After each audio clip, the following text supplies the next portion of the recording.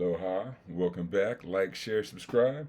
We're gonna watch Brian Tylor Coen loses it after Micheal Knowls humiliates him live. So this is, what's it called himself? This is Justin Reloaded. This is gonna be a right winger who reviews politics, and so let's hear his view. Brian, you said that because I'm a man, I do not have any right to have an opinion on abortion. It's because it's not your body. That's the point I was making. I would notice, Brian, and I hate to assume your gender, that you are also a man and you are opining on abortion. And more importantly, the Supreme Court that decided Roe v. Wade, how many women were on that court that decided that issue? Of course, it's not a matter of your gender. It's a matter of it not being my body. Micheal Knowls got into a very heated debate here with Brian Tylor Coen, who is a guy who's very prominent on the left wing, very prominent, one of the largest YouTube channels in the left wing for sure. And I would definitely call Brian Tylor Coen a liberal. And so that other voice there is Justin Reloaded, and this is my voice. So yeah, Brian is a total liberal, but has been having meltdowns ever since the 2024 presidential election didn't go his way, and Micheal Knowls is here to put him in his place. On this debate, it was about Trump versus Biden and so many other things that they debated on, and Micheal Knowls just absolutely destroyed him on every single topic. Let's get into this clip here where Brian Tylor Coen and Micheal Knowls get into this heated debate, and Micheal Knowls absolutely torches him on live television.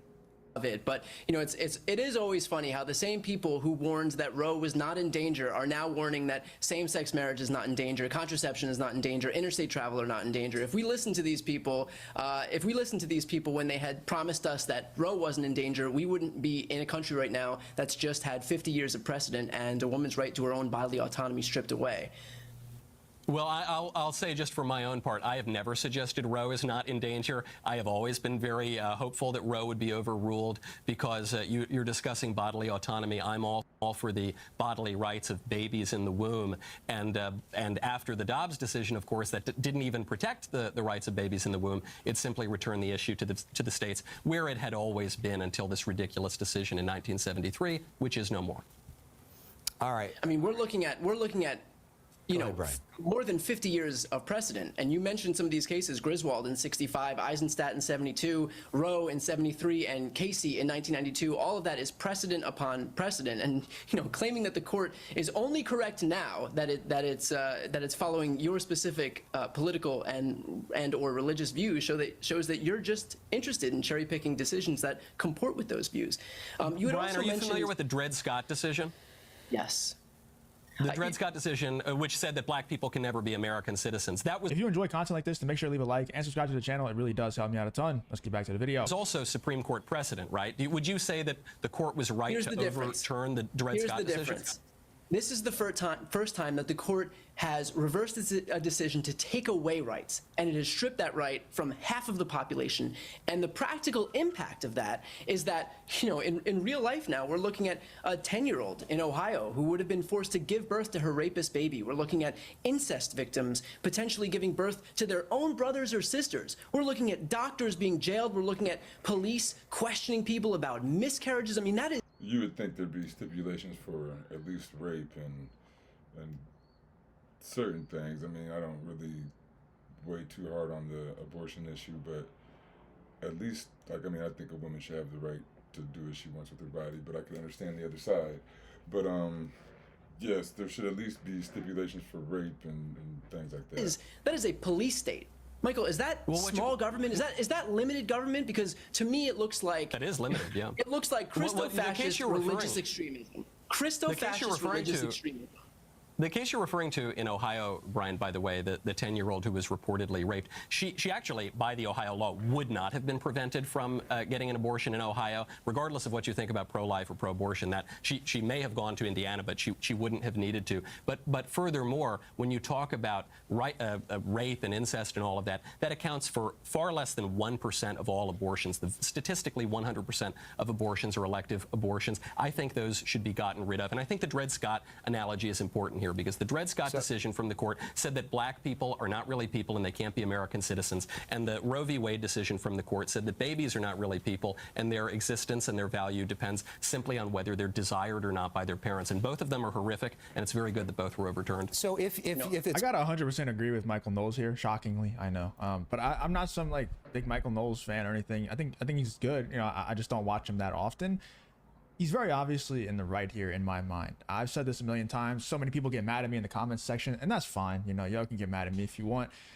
I just think that abortion ever being legal, like, I think that still to this day, the amount that it is legal is way too much. And I think the fact that abortion was ever a thing and has now kind of penetrated American culture as like just a normal human right that people have to kill babies, that is much more of an atrocity than slavery ever was. And I think we should be much more ashamed of abortion ever being legal than slavery ever being legal, because it's just a disgusting thing. And I'm not talking about just any sort of abortion. I'm not talking about, you know, the exceptions. You know, I don't want to say the words, but the R word and the incest stuff, I'm not talking about those. Maybe those can be argued for.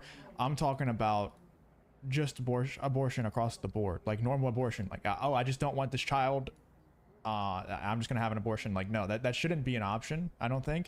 You need to suffer the consequences of your decisions. If you don't want a child, don't have sex unprotected. Like, it's pretty simple, you know. And I don't understand how we're not super ashamed of abortion ever being legal. I don't understand how Tylor Coen can argue with Michael Knowles here for abortion and there's no pushback from his audience. They're all cheering him on. Like, there's 50% of the country that genuinely want more rights to abort more babies. That is crazy to me, and that's evil to me. And even outside of like a religious perspective, just from a morality perspective, if you actually just sit back and understand like what these people are arguing for and what happens to babies when they're aborted, I don't understand how you can even argue for this and not feel horrible about yourself. And okay, so I thought he was going to get back to them. So like Michael Knowles made a good point with the Dred Scott case, talking about how black people weren't people, and then babies weren't people, or fetuses weren't people, but then they both got to be, or whatever. So it's a decent argument. But then the Justin guy, I think abortion should be legal to a certain term or whatever, certain date. And I'm not a doctor, so I would let doctors and people who know more about that stuff make that decision than me. But how the Justin Reloaded guy says that abortion is worse than slavery, that's insane. And during slavery, if the owner of the slave didn't want the baby, they just hit her in the belly and abort the baby. He said abortion should be okay for the R word and incest. Well, a lot of slaves got the R word and just had to carry their baby. And so if you would be okay with aborting that type of baby, then you're saying it's probably not good or a bad thing, right? And these ladies were forced to carry these babies when they were slaves and stuff. Their babies were born and they were sold from them. Their babies were born and used as gator bait. That's where the term comes from. So in no way, shape, or form is abortion as a single issue worse than slavery, because abortion is a whole big part of slavery. Not just hate yourself. It's disgusting what you're arguing for. And let me know in the comments if you agree or disagree. But I genuinely think that abortion being legal is the biggest atrocity that the United States and any other country who has abortion legal has ever committed. You know, because slavery has every sexual crime that you can think of in it, right? Like, they raped, they forced you to carry their rape babies, they sold your children into the sex trade, they sold your children into work, into all kinds of stuff. Like, you ever see Django Unchained? They raised your children to beat each other. I'm sure they had little kids fighting too. So yes, there's nothing worse than slavery, because slavery holds every part of anything bad. They did that to slaves. Now, if you look at the just sheer numbers of babies that are aborted, I think you would agree. It's only just a... Here's a delicious looking So apple, I right? do not We agree boiled it for a slavery few is seconds far to worse show than you abortion, all the in wax that you ways. a small percentage rape and incest, that 1%. Do you agree with an exemption for rape and incest then? Well, it's also kind of curious that people make these two distinctions between rape and incest. I don't know of a whole lot of consensual incest, so we're really just talking about exceptions for the case of rape. And the liberals always try to argue from the absolute most hard cases. But the argument for pro-life is that a person is a person, no matter how small. And also, an abortion does not fix anything. Abortion will not get rid of a rape. Yep. Abortion will not undo any sort of crime. Abortion does not even make any lifelong take away any lifelong responsibilities or anything like that. There is such a thing as adoption. You can deal with very difficult, horrible circumstances in a way that will not increase trauma to people, as abortion does. And when it comes to adoption, I wish they would make it easier for adoption, and they should pay people to adopt kids so that they could afford the kids.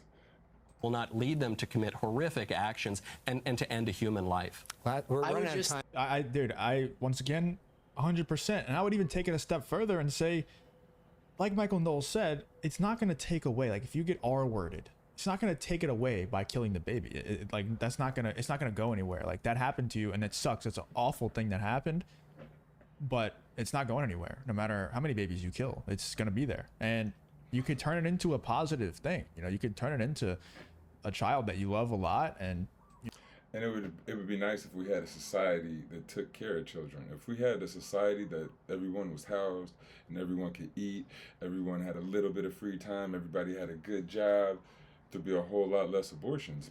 Most people have abortions because they can't afford it. Most people try not to have kids because they can't afford it. If our society was a cooperative society and the village was helping raise the kids, there'd be a whole lot less abortions, I'm pretty sure. You know, just try to turn it into a positive.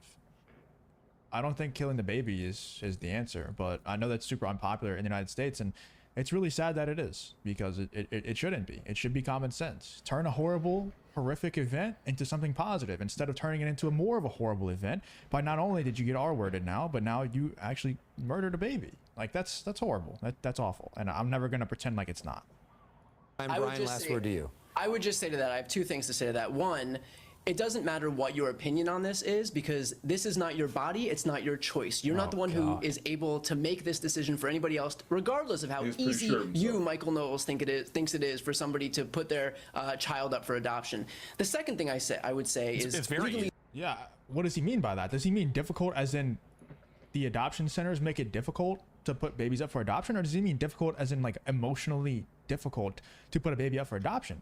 If he's talking about emotionally, that's ridiculous, because I would think, I would hope, but these people's brains don't seem to work properly, that it would be a whole lot more emotionally difficult to abort the baby instead of put it up for adoption. Yeah, I'm not sure what he means. There are 36 couples for every one newborn who's put up for adoption. 36 couples who want to adopt in America.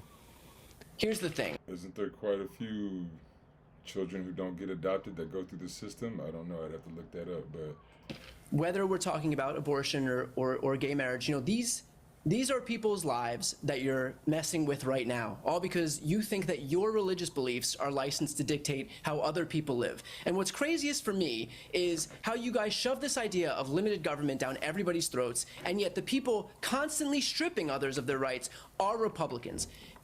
If you don't want an abortion, don't get an abortion. If you don't want a gay marriage, don't get gay married. If you don't want to read certain books from libraries, don't read those books from libraries. If you don't want to identify differently, then don't. But why should nobody get these things? You know, with all of these things, if you don't want to commit a murder, with all of these things, hold on, Michael, let me just finish my point. Real quick, let's see, how many kids don't get adopted? Roughly 20,000 children in the United States age out of foster care each year, meaning they become legal adults without being adopted. This is a significant number, and it highlights the need for foster parents. So foster parents, adopted parents.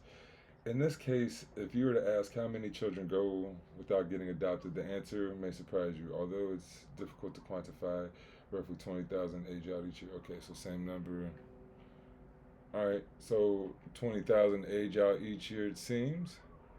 And so adoption, I mean, I guess they still got to live through their life, right? They aged out, they turned 18, did they, I don't know, kind of education. With all of these things, you lose nothing.